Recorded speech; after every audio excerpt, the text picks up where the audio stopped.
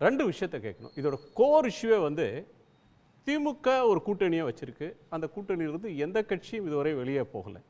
புதிய அடிஷன்ஸ் தான் இருக்குது. மக்கள் நீதி மையம் போன தேர்தல் இல்லை, இந்த தேர்தலுக்கு வராங்க. தமிமுன் அன்சாரி வந்திருக்கிறாரு, முபாரக்குடைய எஸ்டிபிஐ வந்திருக்கு, பல கட்சிகள் புதுசாக வர்றாங்க.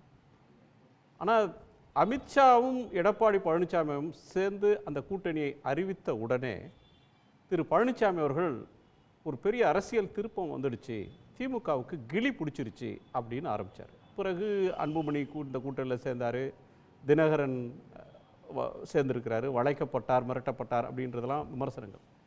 இதில் கோர் பாயிண்ட் இன்னைக்கு விஜயை விமர்சிக்கிற இடத்துக்கு இவங்க நகர்றாங்க அப்படின்ற ஒரு விஷயத்துக்கு பின்னாடி இருக்கிறது. இப்போ இருக்கிற காம்போசிஷன் என்டிஏவால் திமுக கூட்டணியை எதிர்கொள்ள முடியாதா? அவங்களுக்கு வந்து மேட்ச் பண்ண முடியலன்ற ஒரு இடத்துல தான் இந்த விமர்சனம்ன்றதே பிறக்குதா?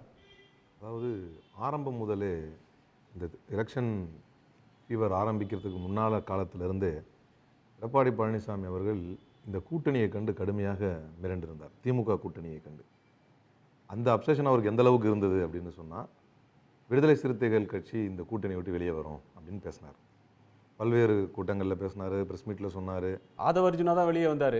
அதுதான் சில என்ன சொல்கிறது, சிசுறுகள் தான் வெளியே வந்தாங்களே தவிர மற்றவங்க வரல.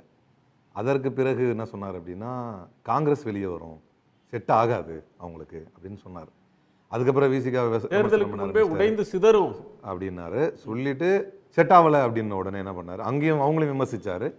காங்கிரஸும் செட் ஆகலை அப்படின்ன உடனே ஒரு பிச்சைக்கான சட்டையில் ஒட்டு நிறைய இருக்கிற மாதிரி தான் சிலர் பிறந்தகை சட்டை அப்படின்னு ஒரு அன்பார்லிமெண்ட்டாக வந்து ஒரு இவ்வளோ பெரிய கட்சி தலைவருக்கு, ஒரு எதிர்க்கட்சி தலைவர், ஒரு முன்னாள் முதல்வருக்கான கண்ணிய மரபுகளையே மீறி வந்து ஒரு விமர்சனத்தை செய்தார். அதற்கு எதிரான எதிர்வினையை எங்கள் தலைவர் உட்பட எல்லோரும் அதற்கான எதிர்வினையை ஆற்றினார்கள். அதன் பிறகு விஜயை வந்து சொன்னது எந்த அளவுக்கு சொன்னார், இப்போ எல்லாரும் சொன்னாங்க.